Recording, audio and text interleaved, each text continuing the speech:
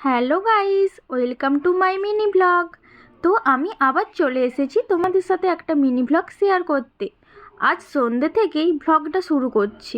আজকে আমার খুব পাপড়ি চাট খেতে ইচ্ছে করছে। সব সময় তো আমরা বাজারের পাপড়ি চাট খেয়ে থাকি, তো আজকে ভাবলাম বাড়িতেই একটু পাপড়ি চাট বানাবো। এবার আমি পাপড়ি চাট বানানোর জন্য সব সরঞ্জাম নিয়ে বসে পড়েছি। এখানে আমি কুচনো আলু নিয়েছি। এবার সব মশলা দিয়ে এটাকে ভালো করে মাখিয়ে নেব।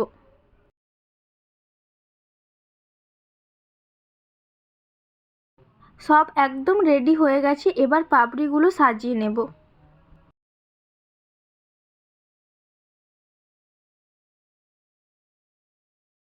সবার শেষে আমি ওপর থেকে কিছু ঝুরি চানাচুর ছড়িয়ে দেব।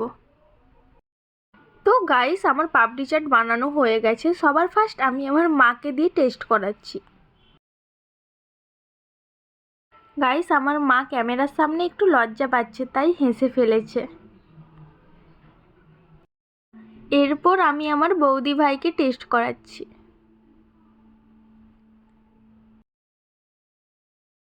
সবার শেষে এবার আমি টেস্ট করে নিচ্ছি। বাড়ির সবাই তো টেস্ট করে বলল খুব সুন্দর হয়েছে, আর আমারও খুব ভালো লেগেছে।